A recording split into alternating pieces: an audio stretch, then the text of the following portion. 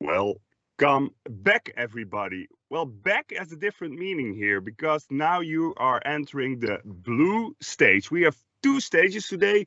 So the red stage, the blue stage. You will see Derek, David, and me on both stages today, and a bunch of fascinating, inspiring speakers. So welcome to this blue stage. You will hear a lot here, also some close conversations, some inspiring speeches, some hardcore data science. So a lot of fun, a lot of inspiration. And I have the honor to start today on the blue stage. And I want to discuss with you an amazing new role. I think it's a crucial role, and it's not only my words, also the words of McKinsey in 2018 in Harvard Business Review, the Analytics Translator. What is it? Why is it so important? Well, let's get a little bit of the atmosphere by watching this movie, a short movie. Imagine your organization to be like this organization. How would you describe what the circle is to, say, your grandmother? It's the chaos of the web made elegant. Speed round, Paul or John? Early Paul, late John. Mario or Sonic? Early Sonic, late Mario. Needs of the society or needs of the individual? Should be the same. You're most scared of? Unfulfilled potential. I am a believer in the perfectibility of human beings. When we are our best selves, the possibilities are endless. At the circle, there isn't a problem that we cannot solve. We can cure any disease, and we can end hunger without secrets, without the hoarding of knowledge and information. We can finally realize our potential. Circlers, do you like to share?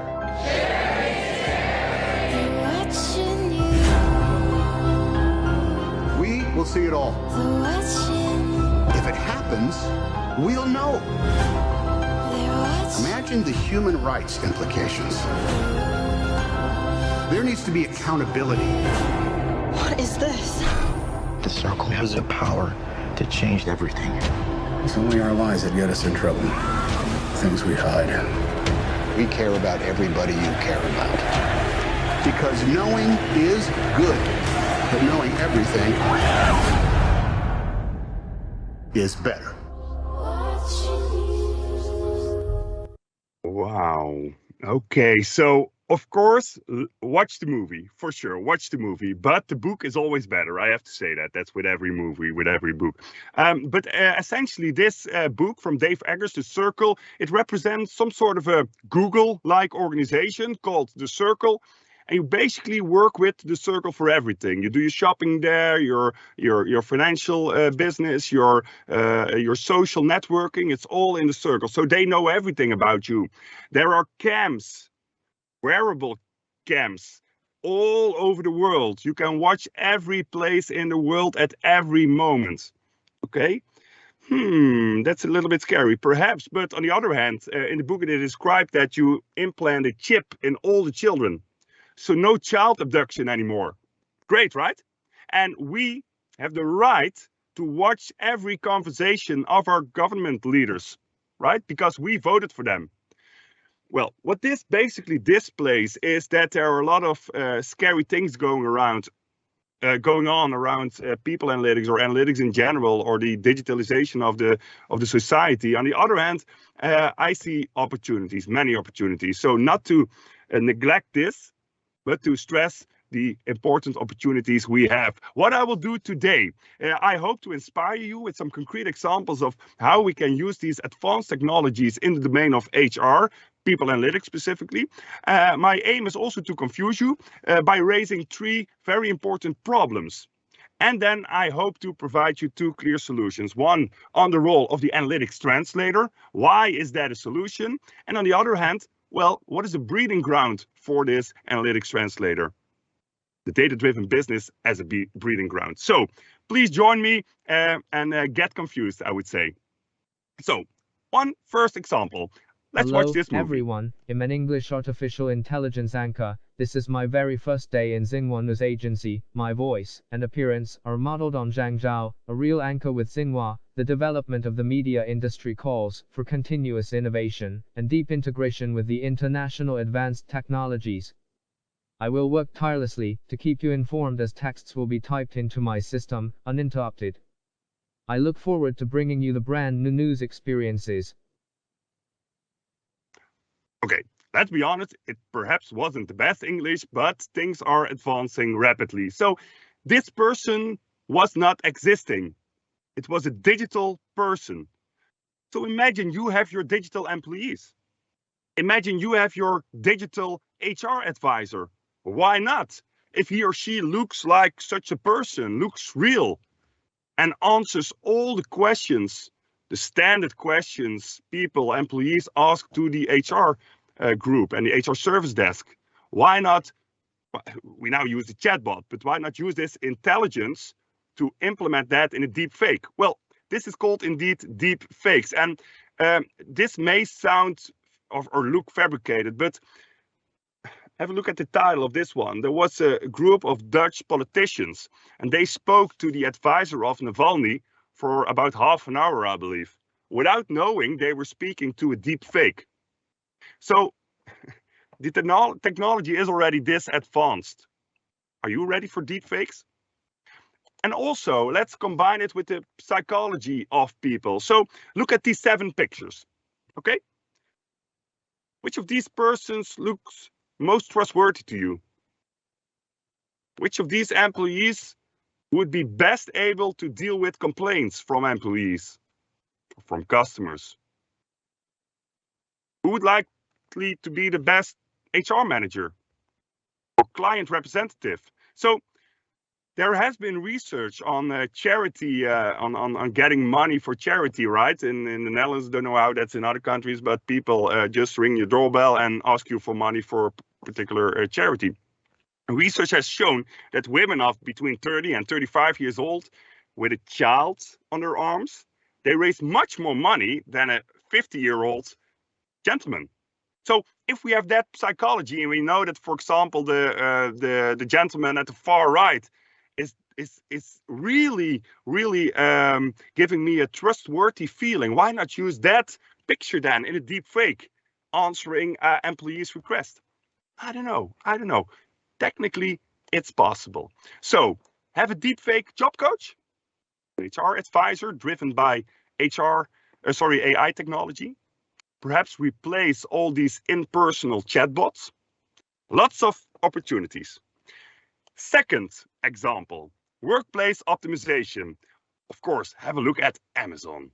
Amazon will fully open its first cashierless grocery store. It's in Bellevue, the Factoria area. The store features Amazon's Just Walk Out technology, which you just can't get used to. Scanners keep track of the items a shopper puts in their bag or cart and then charges it to your Amazon account just when you walk out the door. No interaction with a cashier. The store will also have Alexa kiosks, and customers can pick up and return packages as well.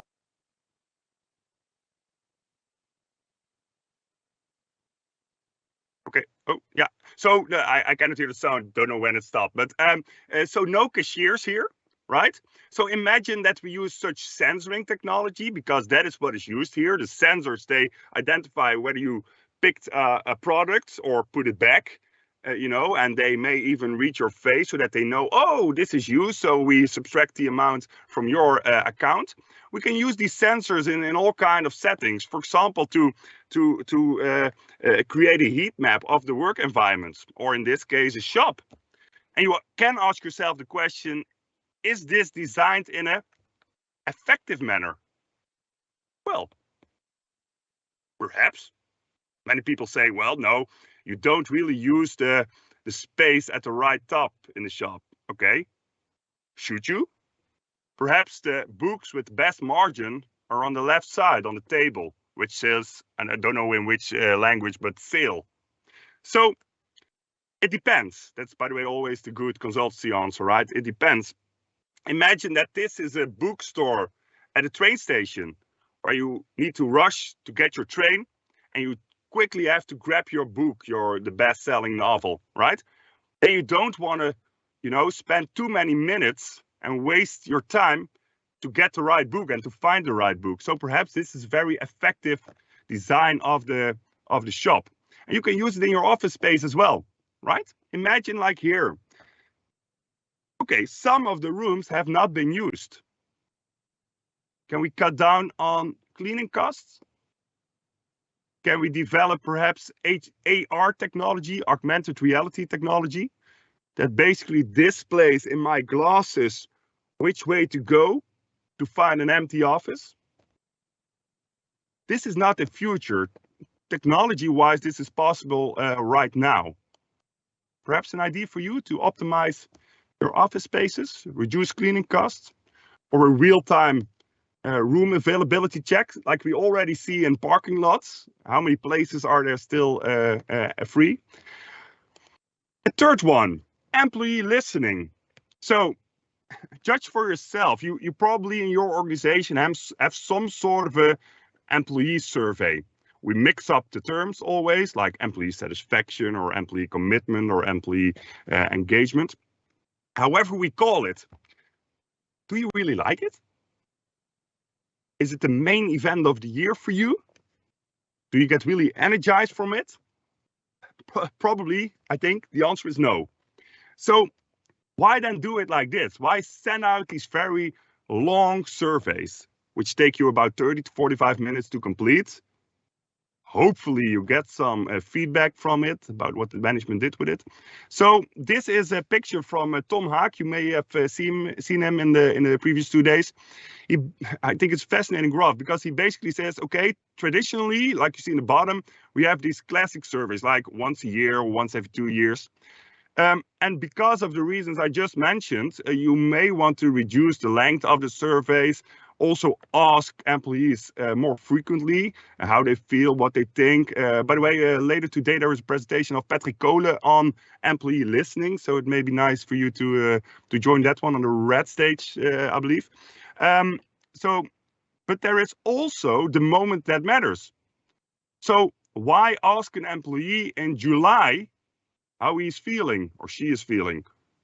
Well, this employee started in April, or got a new manager in May, right? Or got a new team of colleagues in, I don't know, February. So looking at the moments that matter, and that's not only related to the work events, but also I'm about to have a child. Is that perhaps a moment to more closely monitor the engagement or the work-life balance of the employee? So that brings us basically perhaps to real-time measurements.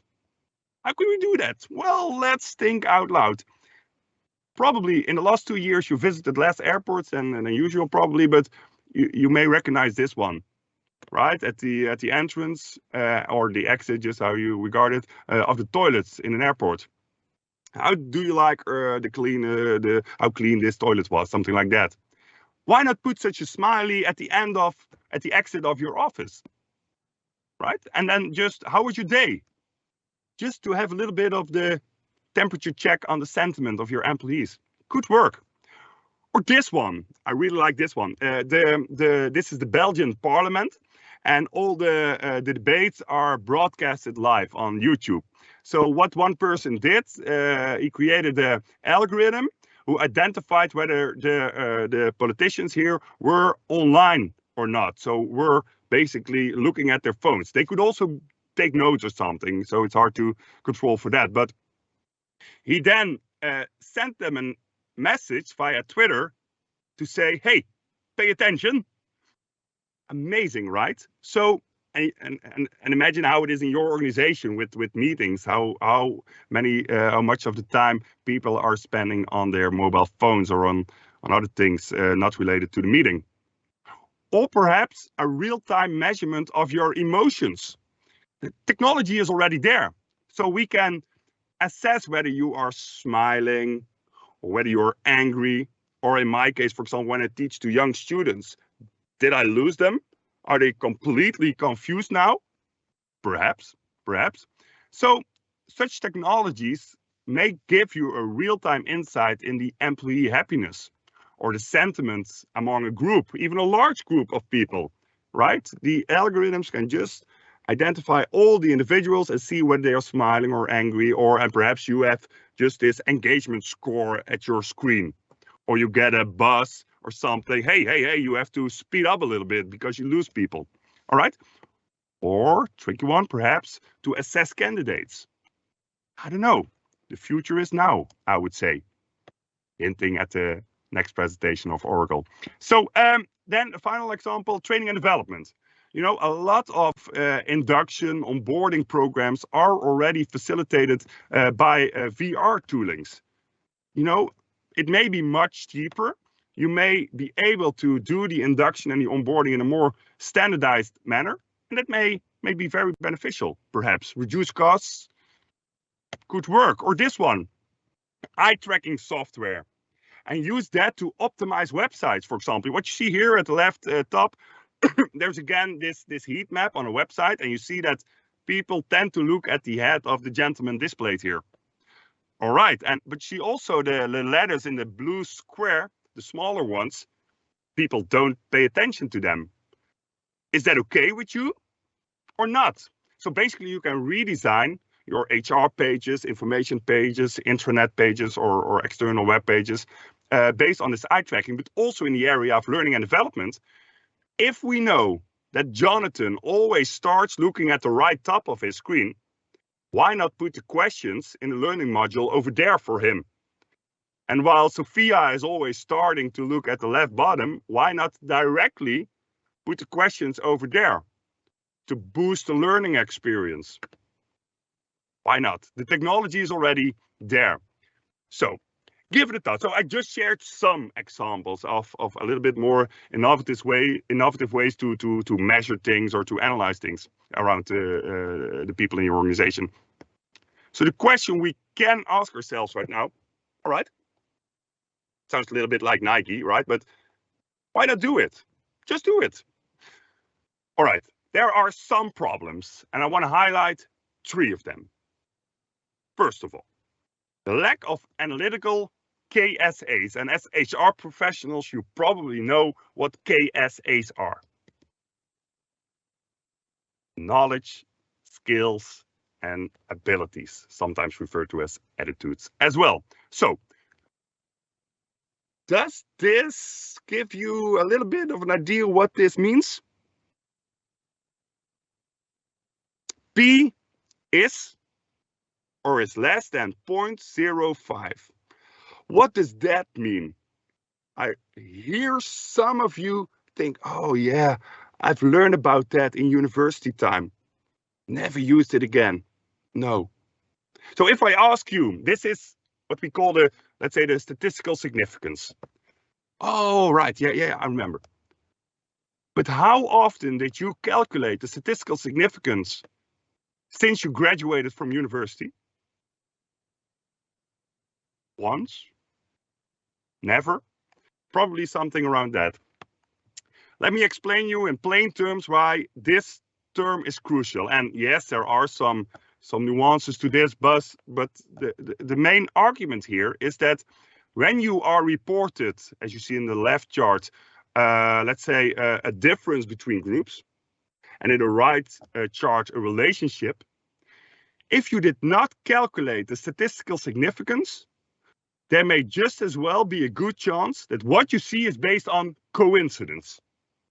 So what we say with 0.05 is that we would like to keep the likelihood of the relationship or difference being based on coincidence as low as possible, 5% or lower. Okay, and even you can, and we often use more strict cutoff points as 1% or 0.1%. So if you had an employee satisfaction of 6.8 last year and an average satisfaction score of 7 this year, if it's not statistically significant, there is no difference. Okay, and if you think that increasing the salary will reduce the turnover and it's not statistically significant, there is no relationship. So investing in the salary won't change a thing. Keep that in mind and give me a ring or a direct message when I need to explain more about this. Okay, I hope you're awake. Second one, R squared. What does that mean?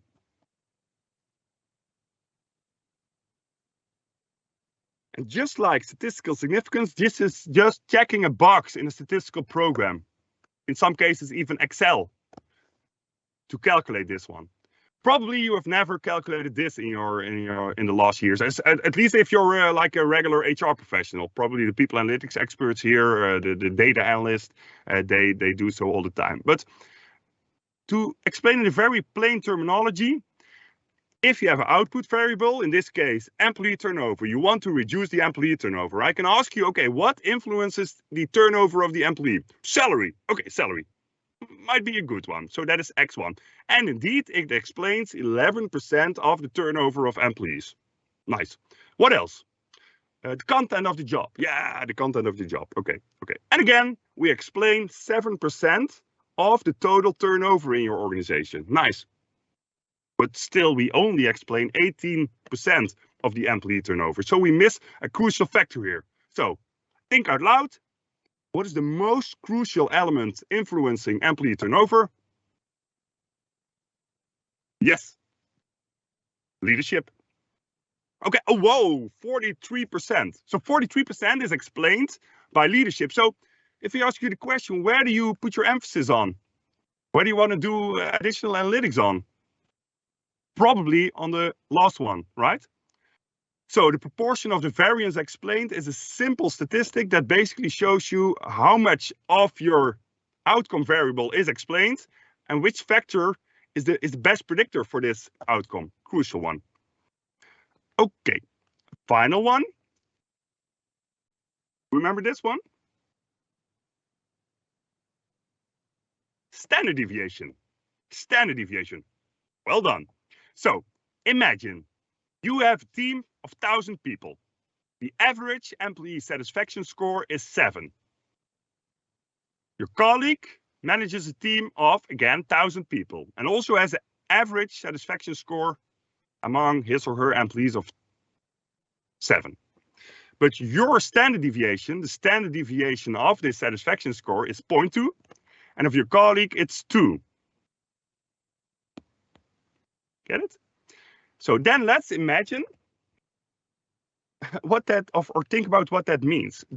Basically, and you have to take this 34% times 2, 68% for granted. I explain it if you want to with a cup of coffee, but basically one standard deviation accounts for 34% of the people. So it's one standard deviation below the average and one standard deviation above. So in essence, what it means is that your team of 1,000 people with an average satisfaction score of 7, 680 of those people score between 7 minus 0.2 and 7 plus 0.2. So 680 people score between a 6.8 and 7.2. Well, in this team with a very large or larger standard deviation of 2, there 680 people score between a 5 and a 9. All right. So think about which team would you like to manage? And there is no good answer. But you see that there is so much more than only the average, only the mean. The standard deviation really makes a difference. Okay, just 3 knowledge, skills, attitudes, but 3 elements related to statistics. We don't master them that well as HR professionals. The second one, the second problem, the focus on metrics, what John Boudreau calls the left side of the wall. 30% of employee turnover. That's amazing. Why is that amazing? Because those were the underperformers. So 30% of employee turnover is not necessarily a bad thing. 50% of absenteeism. Oh, that's terrible. I had a group of students who identified this. It turned out to be a team of 2 people. 2 persons. So one of them was ill. Not a problem. Or the final one, an employee satisfaction score of 7. We should have an 8. Why not a 9? Yeah, a 9. 9.5? 9.5. Why? Metrics don't tell you the full story, because how much do you need to invest to get the 7 to a 9? And what is the return on that investment? And if you have to invest $2 million and the return is only $200,000, you may not want to do that. So please move to the right side of John Boudreau's wall. Focus on relationships rather than metrics. That is basically what this is explaining. All right. And the third problem, we tend to focus on the HR problems alone, and we don't relate them to business impact. David Green already mentioned this in his speech in the beginning. So we tend to be focused on working from the left to the right. So, okay, we have to do something with absenteeism, a typical HR subject, and we may want to explore what influences that and what the consequences are, so what the costs are and how that influences a business problem. Okay, but that's working from the left to the right.